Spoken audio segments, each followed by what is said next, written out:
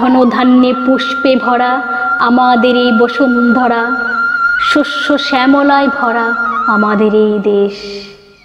দেশ যখন চূর্ণ বিচন্ন, মানুষ যখন দিশেহারা, যখন বিপ্লবীরা দেশকে স্বাধীন করবার জন্য প্রতিজ্ঞাবদ্ধ হয়েছিলেন, ঠিক তখন ভগবান শিব রূপে আবির্ভূত হয়েছিলেন আচার্য স্বামী প্রণবানন্দ মহারাজজি। পরে মানুষ চিনেছে ভারত সেবাশ্রম সংঘের প্রতিষ্ঠাতা রূপে। 1896 খ্রিস্টাব্দে মাহি পূর্ণিমার পুণ্যতিথিতে তিনি আবির্ভূত হয়েছিলেন। কঠোর তপস্যা করে মানুষের কল্যাণের জন্য তিনি প্রতিষ্ঠা করলেন ভারত সেবাশ্রম সংঘ।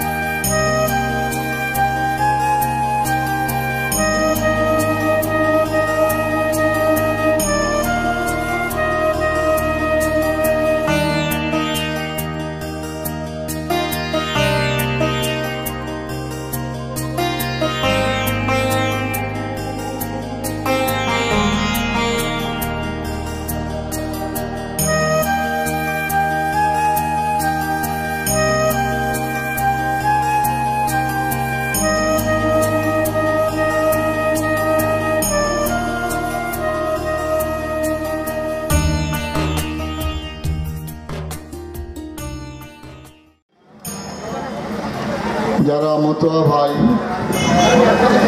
এতক্ষণ যাবৎ প্রায় 5-6 কিলোমিটার রাস্তা বাজনা বাজাতে বাজাতে ভারতবর্ষের সনাতন হিন্দু ধর্মের জয়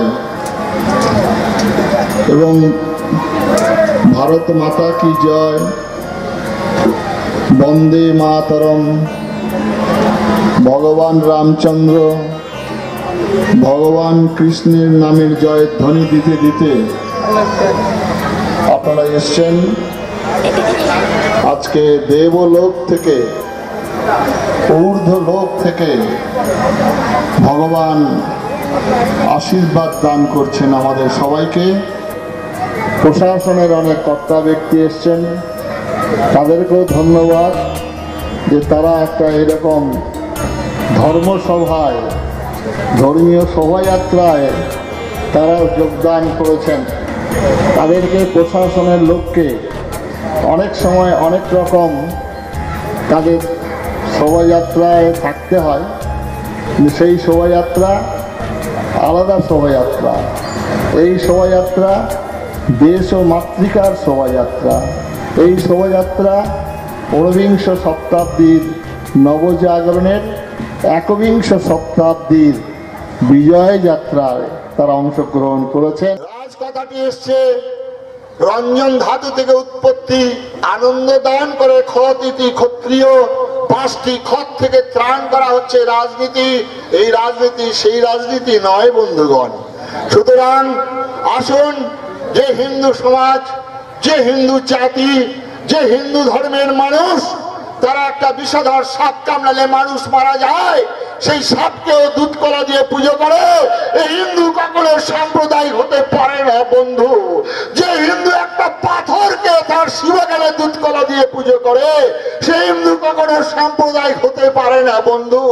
যে হিন্দু তার মৃন্ময়ীর মধ্যে দিয়ে চিন্ময়ী সাধনা করেন, সেই হিন্দু কখনো সাম্প্রদায়িক হতে পারে না বন্ধু। আমি সর্বাগ্রে আমার আগুন নেভাবো, এটাই স্বাভাবিক। পাশ থেকে যদি বলেন আরে মহারাজ পাশের বাড়িটাও তো আগুন লেগেছে, সেই আগুন তো আপনি নেভাচ্ছেন না, আপনার নিজের ঘরের আগুনটা নেভাচ্ছেন। আপনি কত বড় স্বার্থপর, আপনার আমার কত বড় স্বার্থপর। আপনি একজন সাম্প্রদায়িক। আমি বলবো আমার হিন্দু সমাজকে সংগঠিত করার জন্য, আমি আমার হিন্দু সমাজের কুসংস্কারকে দূরীভূত করার জন্য আজকে গ্রামে গ্রামে শহরে শহরে আমার হিন্দু সম্মেলন যদি করি, আর তাতে যদি আপনারা আমাকে সাম্প্রদায়িক বলেন, আমি 1000 বার সাম্প্রদায়িক হতে রাজি আছি। তাতে যদি আমাকে বলেন আপনার মাথার দাম ঘোষণা করা হবে, 1000 বার মাথার দাম ঘোষণা করেন।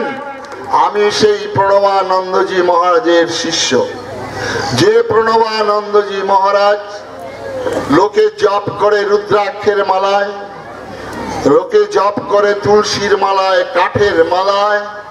আমি জপ করেছি সারা জীবন জাতি গঠন, জাতি গঠন, জাতি গঠনের মালায়। এই সেই প্রণবানন্দজি মহারাজ গয়ার পান্ডারা যখন অত্যাচার করছে, নিরীহ গ্রামবাসী হিন্দু মা ভাই বোনেরা যখন তীর্থ কাজে যান, তাদের ভয় দেখিয়ে সর্বস্ব কেড়ে নেওয়ার ব্যবস্থা আচার্য স্বামী প্রণবানন্দজি মহারাজ, তিনি গয়ার পান্ডাদের ডান্ডা মেরে ঠান্ডা করা সেই গুরুর শিষ্য আমি। প্রণবানন্দজি মহারাজ ওই বাংলাদেশের বাজিতপুর গ্রামে মা ভাই বোনেরা যখন যাচ্ছেন মেলা ক্ষেত্রে, একদল গুন্ডা দুষ্কৃতিকারী তারা সেই মা ভাই বোনদের শ্লীলতাহানি করছেন। প্রণবানন্দজি মহারাজ বালক ব্রহ্মচারী বিনোদ তিনি গেলেন সেখানে, গিয়ে গুন্ডার পা দুটো ধরে মাথার উপর দিয়ে ঘুরিয়ে ফেলে দিলেন। যত মত তত পথ নয়, অহিংসা পরম ধর্ম নয়। তারপরের লাইনটা আমাদেরকে শেখানো হলো না। তারপরের লাইনটা হচ্ছে ধর্মে হিংসা তদৈব চ, অহিংসা পরম ধর্ম, ধর্মে হিংসা তদৈব চ। সুতরাং ধর্মকে রক্ষা করতে গেলে যে হিংসা, সেই হিংসা অধর্মের সমতুল্য। যে ধর্ম নিজেকে বাঁচাতে শেখায় না, যে ধর্ম শক্তি যোগায় না, সেই ধর্ম হিন্দু ধর্ম নয় বন্ধুগণ। সুতরাং হিন্দু ধর্মের যারা জন্মগ্রহণ করেছেন, যারা ভারতবর্ষের জন্মগ্রহণ করেছেন, আমরা অতীব সৌভাগ্যবান। সুতরাং এই ধর্মে জন্মগ্রহণ করা আমাদের বহু জন্মের তপস্যা ভিন্ন অসম্ভব। স্বামী বিবেকানন্দ বলেছিলেন যে ভারতবর্ষের মানুষ যতদিন ঈশ্বর অনুসন্ধানে রত থাকবে, ততদিনই ভারতবর্ষ জীবিত থাকবে। ঈশ্বর অনুসন্ধানের কথা বলেছেন, যে ভগবান রামচন্দ্রকে নিয়ে এত ভারতবর্ষের তোলপাড়, সেই ভগবান রামচন্দ্রকে আমার আনন্দবাজার পত্রিকায় তাকে স্ত্রৈন্য বলে এক নারীর জন্য সীতা, কার জন্য লঙ্কা কান যুদ্ধ শুরু করলেন, এতগুলি মানুষকে হত্যা করলেন।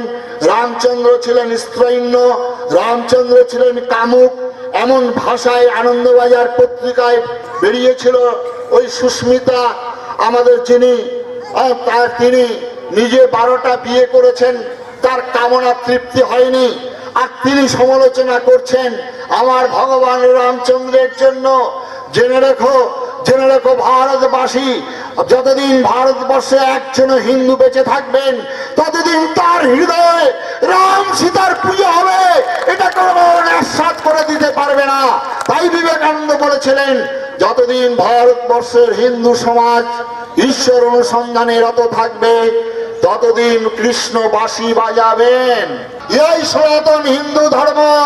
আর এই ধর্মে জন্মগ্রহণ করার জন্য বিবেকানন্দ বলেছিলেন, পৃথিবীর যদি কোনো মানুষকে তাকে উন্নীত হতে হয়, মুক্তি পেতে হয়, তাহলে ভারতবর্ষের পবিত্র মাটিতে তাকে জন্মগ্রহণ করতে হবে।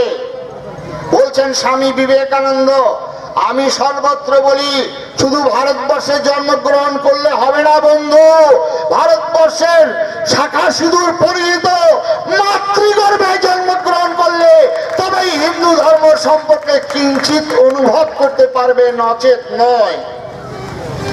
আমরা হিন্দু ধর্মের মানুষ, আমরা ঈশ্বরকে স্নান করাই রামেশ্বরম। স্নান করার পর বস্ত্র পরিধান। কোন হিন্দু মা ভাই বোন বলুন তো, আমরা ঈশ্বরকে, আমরা নারায়ণকে, আমরা বিষ্ণুকে কোথায় কাপড় পরাই? বলতে পারবেন কেউ? আমরা হিন্দু কাপড় পরাই হচ্ছেন আমরা দ্বারকায়। এইবার দ্বারকায় কাপড় পরার পর আপনারা যেমন নিজেরা আমরা স্নান করার পর কাপড় পরি, কাপড় পরার পর আমরা খাবার গ্রহণ করি। ভগবানকে আমরা কোথায় রান্না করে খেতে দেই? আমরা ভগবানকে খেতে দিই জগন্নাথ ধামে। পৃথিবীর সর্বশ্রেষ্ঠ রন্ধনশালা আমার জগন্নাথ ধাম। আজও কোনো বিজ্ঞান আবিষ্কার করতে পারছে না এই রন্ধনশালার রহস্য। কি করে একটা উনানের পর 4টে মাটির হাঁড়ি, কি করে প্রথম হাঁড়িটা সিদ্ধ হয়? একদিন নয়, দুদিন নয়, 4 মাসের পর মাস, বছরের পর বছর একই ধারায় চলে আসছে ভোগ নিবেদন। 51 মণ চালের রান্না আর ওই নতুন নতুন হাঁড়ি।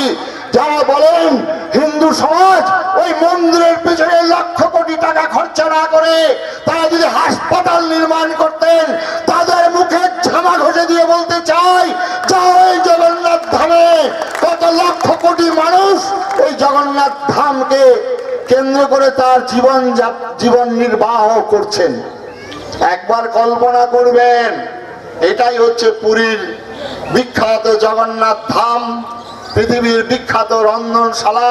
ভগবান সেখানে খাবার খান। যদি হরি ভজে আর শুচি হয় মুচি হয় যদি হরি তেজে। হরিনামের প্লাবনে আমাদের বাংলার হিন্দু সমাজকে রক্ষা করেছিলেন চৈতন্য মহাপ্রভু। এই চৈতন্য মহাপ্রভু যদি না আসতেন, আজকে এখানে হিন্দু কল্যাণ সমাজ কল্যাণ সমিতি, এখানে ভারত সেবাশ্রম সংঘ কার্তিক মহারাজ, আপনারা কেউই থাকতাম না। সত্যটাকে আজকে অস্বীকার করার কোনো উপায় নেই। তাই আমরা ধীরে ধীরে যজ্ঞে প্রবেশ করব। তার আগে মা ভাই বোন, আপনার সমাজ যে রয়েছেন, আপনারা গৃহী। ভারতবর্ষের সব থেকে বিখ্যাত আশ্রম রামকৃষ্ণ মিশন, তারপরেই ভারত সেবাশ্রম সংঘ। রামকৃষ্ণ মিশন ভারত সেবাশ্রম সংঘের থেকেও বড় আশ্রম হচ্ছে আপনারা যে আশ্রমে আছেন, গারস্থ আশ্রম। এই গারস্থ আশ্রম হচ্ছে সব থেকে পৃথিবীর বিখ্যাত আশ্রম। আর এই গারস্থ আশ্রমে ভারত সেবাশ্রম সঙ্গে পূজা হয় আমাদের ঠাকুর স্বামী প্রণবানন্দের। রামকৃষ্ণ মিশনে পূজা হয় ঠাকুর রামকৃষ্ণ মা শারদা বিবেকানন্দের। অনুকূল ঠাকুরের অনুকূল ঠাকুর, ছোট মা, বড় মা, মেঝ মা, তাদের পূজা হয়। কিন্তু গারস্থ আশ্রমে মা বাবা যারা এখানে আছেন, মাতা বে পার্বতী দেবী, পিতা দেব মহেশ্বর। এই গারস্থ আশ্রমের শ্রেষ্ঠ হচ্ছেন মা এবং বাবা। সুতরাং মা বাবার যদি আশীর্বাদ না পান, মা বাবার যদি আশীর্বাদ তার শিরে বর্ষিত না হয়, জীবন কখনো সুখময় শান্তিময় হবে না। তাই প্রত্যেকে গারস্থ আশ্রমে যারা আছেন, এতদিন যে ভুল কাজ করেছেন, আগামী কাল থেকেই প্রভাতে উঠে আপনার মা বাবাকে প্রণাম করবেন। বৌমা যারা আছো, শাশুড়িকে প্রণাম করার সময় যেন হাঁটুর ব্যথা, কোমরের ব্যথা না হয়, তোমরা অন্তত শাশুড়ি মাকে প্রণাম করবে। সুতরাং গারস্থ আশ্রমে এই যে আমাদের মা এবং বাবা, প্রথম গুরু হচ্ছেন আমাদের মা, দ্বিতীয় গুরু হচ্ছেন আমাদের বাবা, আর তৃতীয় গুরু হচ্ছেন আচার্য। তাই বলা হয় মাতৃদেব ভব, পিতৃদেব ভব, আচার্য দেব ভব।